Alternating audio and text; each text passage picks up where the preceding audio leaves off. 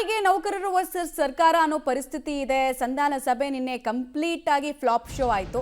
ಸಾರಿಗೆ ಸಂಘಟನೆಗಳು ಇಟ್ಟಿರುವಂತಹ ಡಿಮ್ಯಾಂಡ್ ಅನ್ನ ಮತ್ತು ಅವರನ್ನು ಕನ್ವಿನ್ಸ್ ಮಾಡುವಲ್ಲಿ ಸರ್ಕಾರ ನಿನ್ನೆ ಹಂತದಲ್ಲಿ ಫೇಲ್ ಆಯಿತು. ಜಂಟಿ ಕ್ರಿಯಾ ಸಮಿತಿ ಬೇಡಿಕೆಗೆ ಸರ್ಕಾರ ಒಪ್ತಾ ಇಲ್ಲ. ಇಟ್ಟಿರೋ ಡಿಮ್ಯಾಂಡ್ಸ್ ಎಲ್ಲವನ್ನ ಪೂರೈಸಕ್ಕಾಗಲ್ಲ ಅಂದಿದ್ದಾರೆ. ನಿನ್ನೆ ಅಧಿಕಾರಿಗಳ ರಾಜಿ ಸಂಧಾನ ಸಭೆ ಕಂಪ್ಲೀಟ್ ಆಗಿ ಫೇಲ್ ಆಗಿದೆ. ಸಿಎಂ ಅಂಗಳಕ್ಕೆ ಮತ್ತೆ ಬೇಡಿಕೆಯ ಚೆಂಡು ದಾಟ್ತಾ ಇದೆ. ಸರ್ಕಾರ ಇವತ್ತು ಮಾತುಕತೆಯನ್ನ ನಡೆಸಲಿಲ್ಲ ಅಂದ್ರೆ ಮಧ್ಯರಾತ್ರಿಯಿಂದಲೇ ಜನಸಾಮಾನ್ಯರಿಗೆ ತೊಂದರೆ ಆಗುತ್ತೆ. ಬಸ್ ಬಂದ್ ಮಧ್ಯರಾತ್ರಿಯಿಂದಲೇ ಆಗೋದು ನಿಶ್ಚಿತ ಅಂತ ಸಂಘಟನೆಗಳು ಹೇಳ್ತಾ ಇದೆ.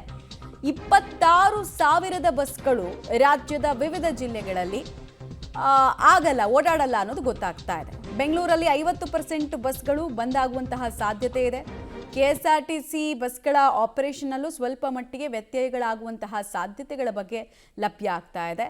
ಟೋಟಲ್ ಆಗಿ 1,20,000 ಸಾರಿಗೆ ನೌಕರರಿದ್ದಾರೆ. KSRTC, NWKRTC, KKRTC, BMTC ಅಂತ ಹೇಳಿ. ಸೊ ಇಷ್ಟೂ ಜನ ಎಂಪ್ಲಾಯೀಸ್ ಕೂಡ ಈ ಬಂದನ್ನು ಸಪೋರ್ಟ್ ಮಾಡ್ತಾ ಇದ್ದಾರೆ.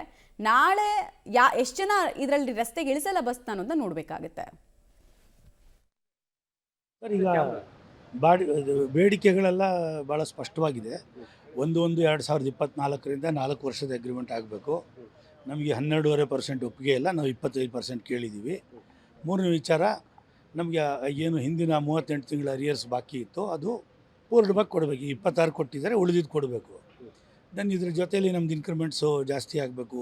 ಫಾರಮ್ 4, ಬಾಟಾ ಮತ್ತು ಬೇರೆ ಅಲೋಯನ್ಸ್ಗಳೆಲ್ಲ ಜಾಸ್ತಿ ಆಗಬೇಕು. ಮತ್ತು ಕಾಂಟ್ರಾಕ್ಟ್ ಸರ್ವೀಸಲ್ಲಿ ಇರ್ತಕ್ಕಂಥ ಡ್ರೈವರ್ಸನ್ನೆಲ್ಲ ಕಾಯಂ ಮಾಡಬೇಕು. ಸೊ ಈ ಥರ ಹಲವಾರು ಬೇಡಿಕೆಗಳಿದೆ. ಅಲ್ಲ, ಈಗ ಸರ್ಕಾರ ಯಾವಾಗಲೂ ಒಂದು ಮುಷ್ಕರವನ್ನು ಪ್ರೋತ್ಸಾಹ ಕೊಡಲ್ಲ. ಅವ್ರು ಏನು ತೀರ್ಮಾನ ಮಾಡಿದ್ದಾರೆ ಅದನ್ನು ಒಪ್ಕೊಳ್ಳಿ ಅಂತ ಹೇಳೋದೇ ಸರ್ವಾಧಿಕಾರಿ ಮನೋಭಾವ. ಬಟ್ ವರ್ಕರ್ಸು ನಾವು ಅದನ್ನು ಒಪ್ಪಲಿಕ್ಕೆ ತಯಾರಿಲ್ಲ. ನಾವು ಅದನ್ನು ಅಷ್ಟೇ ದೃಢವಾಗಿ ರೆಸಿಸ್ಟ್ ಮಾಡ್ತೀವಿ. ನಾಡದ್ದು ಮುಷ್ಕರ ಆಗುತ್ತೆ.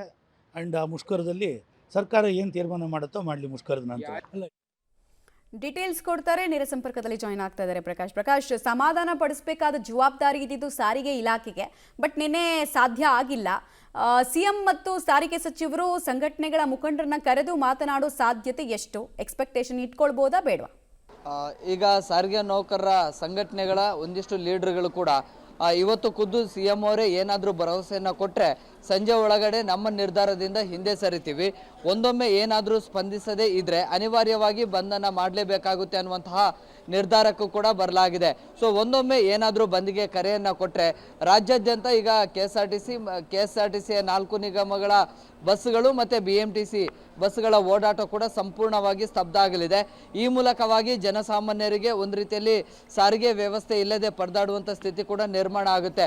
ಅಂದರೆ ಆರಂಭದಿಂದಲೂ ಕೂಡ ನಾವು ಬಂಧನ ಮಾಡೇ ಮಾಡ್ತೀವಿ ಅನ್ನುವಂಥ ಪಟ್ಟಣ ಸಾರಿಗೆ ಸಂಘಟನೆಗಳು ಮಾಡ್ತಾ ಇದ್ವು. ಅವರನ್ನು ಮನವೊಲಿಸುವಂಥ ಪ್ರಯತ್ನಗಳು ನಿರಂತರವಾಗಿ ಕೂಡ ಆಗ್ತಾ ಇತ್ತು.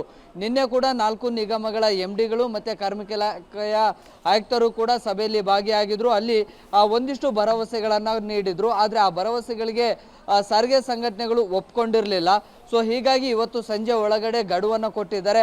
ಆ ಗಡುವಿನ ಒಳಗಡೆ ಏನಾದರೂ ಸ್ಪಂದನೆ ಸಿಗದೇ ಇದ್ದರೆ ಮತ್ತು ಬೇಡಿಕೆಗಳಿಗೆ ಒಪ್ಪಿಕೊಳ್ಳದೇ ಇದ್ದರೆ ಅನಿವಾರ್ಯವಾಗಿ ಮುಷ್ಕರವನ್ನು ಮಾಡ್ತೀವಿ ಅನ್ನುವಂಥದ್ದನ್ನು ಹೇಳಿದ್ದಾರೆ. ಈ ಮೂಲಕವಾಗಿ ರಾಜ್ಯಾದ್ಯಂತ ಬಸ್ಗಳ ಸಂಚಾರ ಅಂದರೆ ಸ್ಥಗಿತ ಆಗುತ್ತೆ. ಈಗಾಗಲೇ ಎಲ್ಲ ಡಿಪೋಗಳಿಗೂ ಕೂಡ ಮತ್ತು ಸಿಬ್ಬಂದಿಗಳಿಗೂ ಕೂಡ ಕರಪತ್ರಗಳನ್ನು ಹಂಚಿ ಬಂದ್ನಲ್ಲಿ ಭಾಗಿಯಾಗಬೇಕು ಅನ್ನುವಂಥದ್ದನ್ನು ಮನವಿಯನ್ನು ಕೂಡ ಮಾಡಿದ್ದಾರೆ.